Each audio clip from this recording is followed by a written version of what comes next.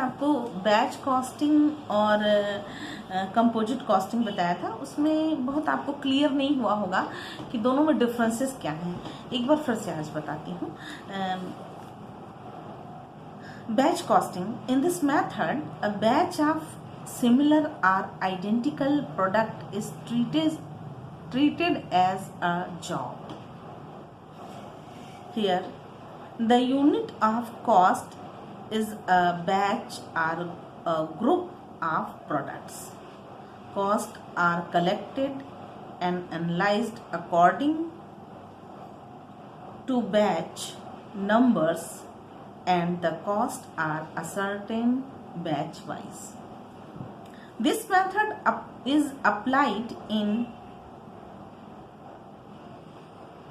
paramedical industries where medicine or injections are manufactured batch-wise, are in general in engineering factories producing components and consignment batches. Biscuit company, दवाइयाँ company, ये सारी चीज़ें इसमें आती हैं। इसको करने में एक बार आपको हिंदी में भी बता दूं।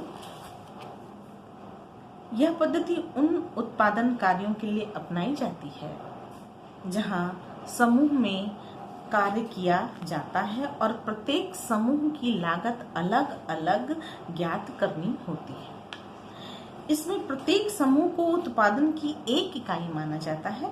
समूह की लागत में बैच विशेष में उत्पादित कुल वस्तुओं इकाइयों की संख्या से भाग करके प्रति इकाई लागत ज्ञात की जाती है। दवा बनाने वाली कंपनी, खाद्य वस्तु बनाने वाली कंपनी, बेकरीज आदि में इस पद्धति का उपयोग किया जाता है। नेक्स्ट था आपका, इसी में एक टॉपिक था कंपोजिट और मल्टीपल कॉस्टिंग और कंपोजिट कॉस्टिंग। ये भी आपको बता दूं, multiple costing where more than one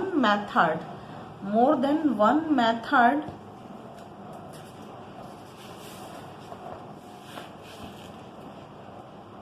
is used in conjunction. The method becomes a composite or multiple costing method in the production of radio, television, motor cars, airplanes, a variety of components, some based on one method and the others on the different methods of costing are produced and they are assembled. Since more than one method of costing is applied, the method in such a case is known by the name of composite or multiple costing.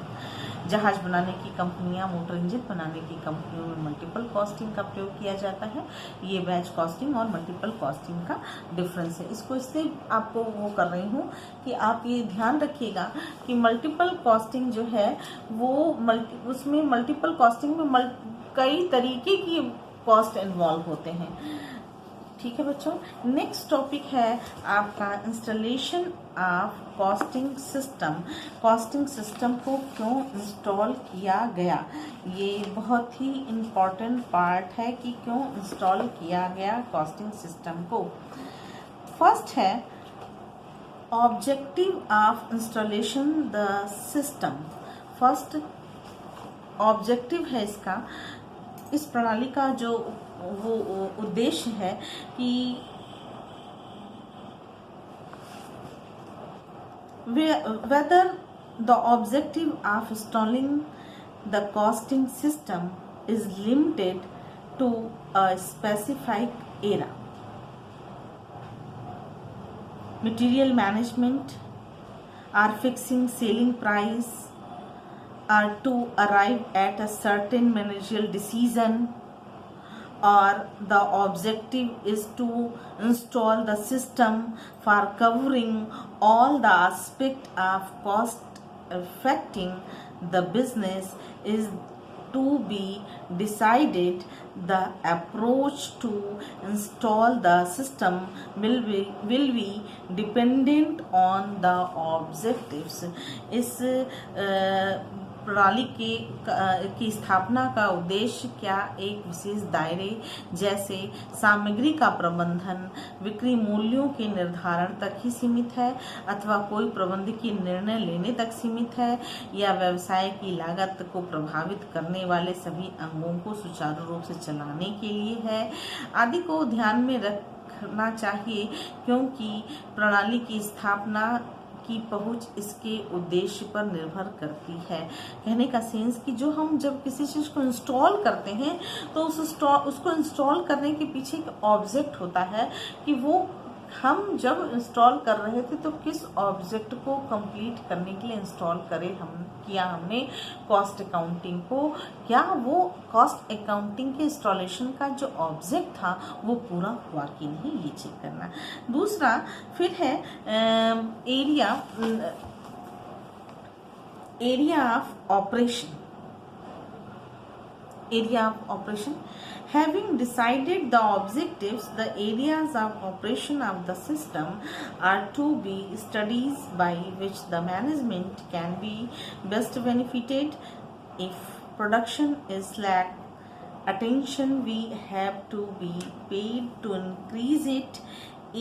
If production is good but the sales are reducing, study will have to be made to increase the sales and action taken according to the result of study and analysis.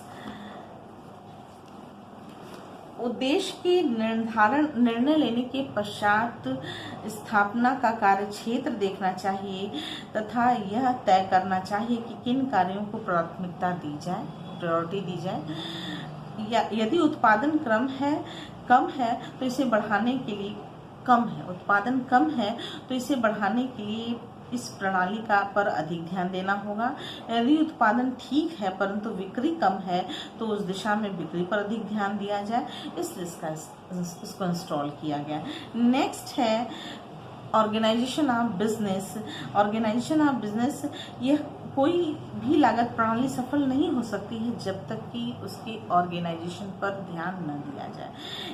अगर बच्चों आप समझ लीजिए कि अगर कोई भी business को आप क्यों लेते हैं, कोई पर्सन जब तक अपने आप में ऑर्गेनाइज्ड नहीं होगा, मस्तिष्क कहीं दिमाग कहीं, मस्तिष्क का मतलब दिमाग कहीं और मन कहीं और हाथ पैर कहीं काम करे और